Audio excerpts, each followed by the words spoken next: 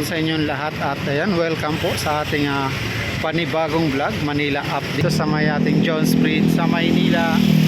Ayan, shoutout nga pala muna sa ating mga OFW, mga kababayan.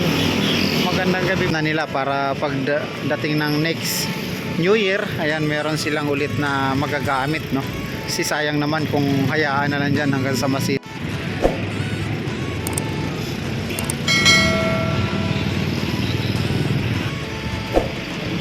So yun guys, magandang hapon sa inyong lahat at ayan, welcome po sa ating panibagong vlog, Manila Update.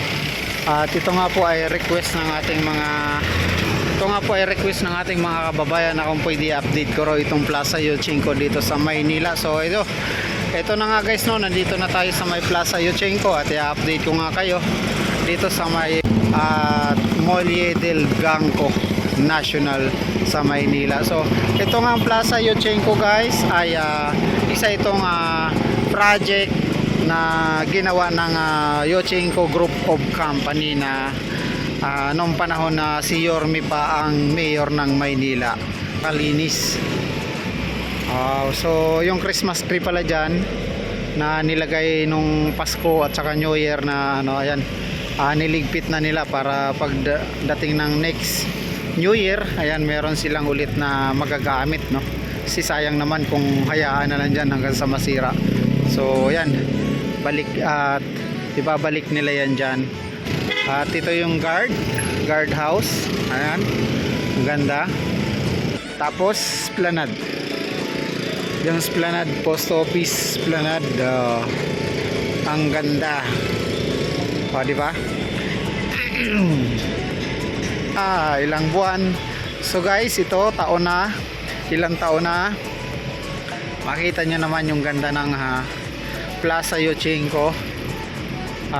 Tuloy-tuloy yung maayos na kalinisan dito at saka walang natutulog na street dwellers.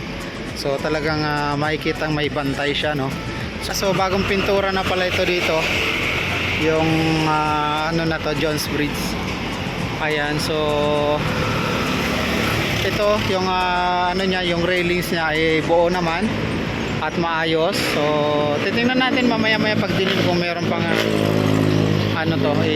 ilaw. So nung isang gabi lang nakita naman natin may ilaw to rito. At ayan, meron ng bagong pintura ulit dito sa may ating Jones Bridge sa Maynila.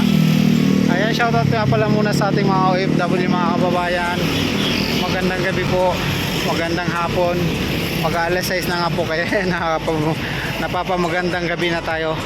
Ayan, so thank you talaga sa solid Sconian supporters. Ayan, so yung Legacy Nisco, ito railings, Jones Bridge na pagpapaganda. At ito naman tinutuloy-tuloy ng ating Mayura, Hani Lacuna. Ayan, tingnan nyo, pinapinturahan ng bago. Ayan, kung makikita nyo, napakaganda ng kulay, white and parang gold, yellow gold. Ayan, so yun, tsaka makapansin nyo naman yung may bagong esplanade dito sa Ilog Pasig.